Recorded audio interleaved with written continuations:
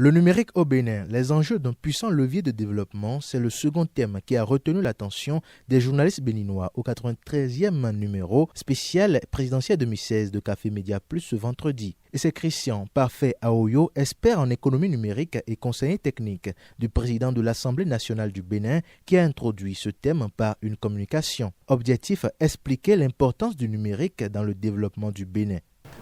L'économie numérique, c'est toute cette forme d'économie aujourd'hui qui part des outils tels que l'ordinateur, les tablettes, Internet. L'économie numérique est au rendez-vous de l'industrie.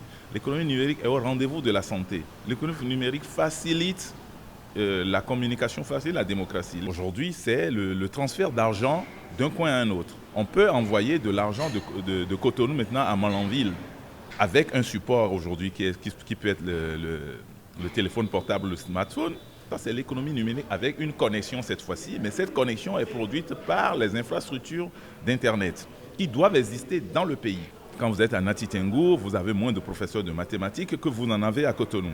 Si on peut mettre des programmes en ligne, ça permettrait aux enfants de Nati Tengour, de Banikwara, qui sont très loin, d'accéder déjà à la connaissance produite ici, dans un contexte global. La gestion de l'impôt, le casier judiciaire, l'acte de naissance, ça c'est des chantiers. Mais pour le faire, il faut reconstruire, il faut réorganiser l'économie numérique. Il faut un plan national de développement de l'économie numérique, ce que nous n'avons pas aujourd'hui. Quels sont alors les enjeux de l'économie numérique? Les enjeux aujourd'hui, c'est de voir comment l'économie numérique peut être un support pour les autres secteurs, pour accélérer ces secteurs, pour les réorganiser et pour participer à la croissance.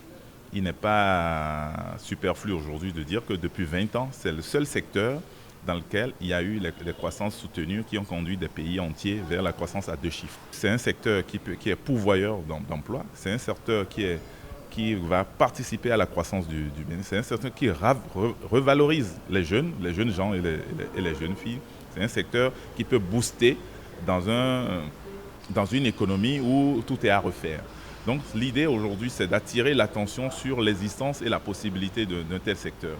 Ces enjeux expliquent-ils la création d'un ministère consacré essentiellement à l'économie numérique? C'est salutaire. La dénomination du ministère aujourd'hui est salutaire.